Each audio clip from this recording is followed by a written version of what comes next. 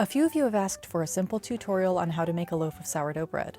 This is the same recipe that comes with each of my sourdough starter kits. This was supposed to be a single video, but apparently I can't explain anything halfway, so this will be part one. The first step is autolyse. That means to combine the flour and water and let it sit for a half hour to hydrate before adding in our sourdough starter and salt.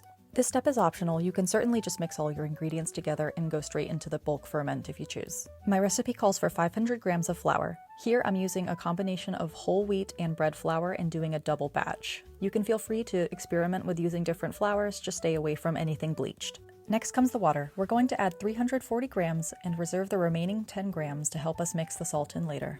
Now it's time to mix. We aren't kneading, so we aren't really going to try to work the dough at this stage. We're just trying to make sure all the flour is hydrated. That means no dry clumps.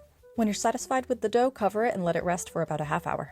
After the rest, we'll add the remaining ingredients. Combine 10 grams of salt with the reserved 10 grams of water from before in a small bowl. I know I have more, don't panic, I'm doing a double batch. Next comes our sourdough starter. We're going to add 120 grams to our dough. Make sure it's ripe and active.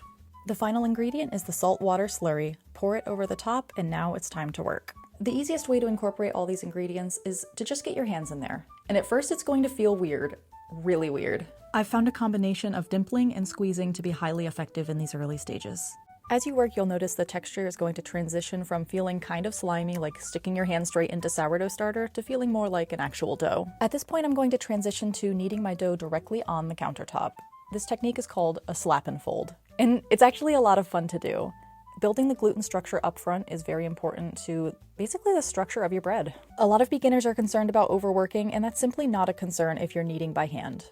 I typically knead my dough for 5 to 8 minutes at the very beginning. We're going to cover this dough and let it rest for a half hour.